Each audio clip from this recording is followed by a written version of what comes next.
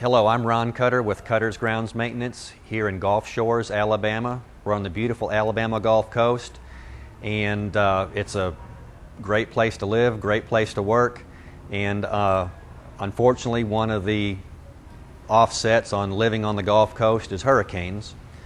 And in August of 2005, we were affected by Hurricane Katrina. I just finished a landscaping on this particular property here. It was an Ivan reconstruction, and this complex spent thousands of dollars on resodding, palm trees, plants, and 9 months later, after our install from Ivan, Hurricane Katrina came, and it was a different type of storm than Ivan, where Ivan came with a storm surge and pretty much just took everything out into the Little Lagoon here. And just to give you an idea of where we are, this is behind me is Little Lagoon, and it's brackish water, and we are just a stone's throw away from the Gulf of Mexico. And there's an inlet just about a half a mile down the road, which as the tide comes up and down, affects this water here.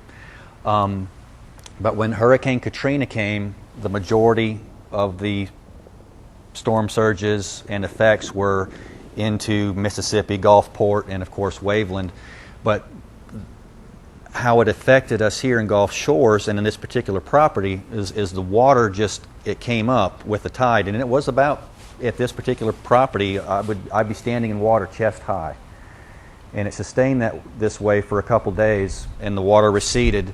And then, of course, I came back to evaluate my properties and just to see what I could do to fix them. And there really wasn't a whole lot of erosion or anything, but instantly the salt water turned everything brown. I consulted John Chapman from Craft Turf Farms in Gulf Shores to ask him, hey, come look at this. What am I going to do? These guys just spent thousands of dollars on this, and what can I possibly do? I don't want to resod. What can I do? So we come up with, or John introduced me to the Medina products. Immediately, once we were able to get in on the island, we thatched. This is a Tifton 419 Bermuda, and we thatched it, we aerated it, we watered constantly. We just set the irrigation on 24/7, just let it run, and then we did a liquid Medina, calcium, and molasses products on this in September. 30 days later, in October, we did it again, and we started getting the colder temperatures, so the grasses and everything was going in its dormancy stages.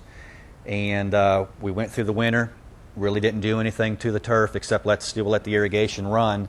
And as it came up in March, we did a final application with the Has-to-Grow fertilizer for the lawns, and we started to see a green up. And actually, as you can see here, this is a result still of not having to resod. This is a strong, thick turf, and we didn't do anything except the Medina products, and I saved this complex thousands of dollars.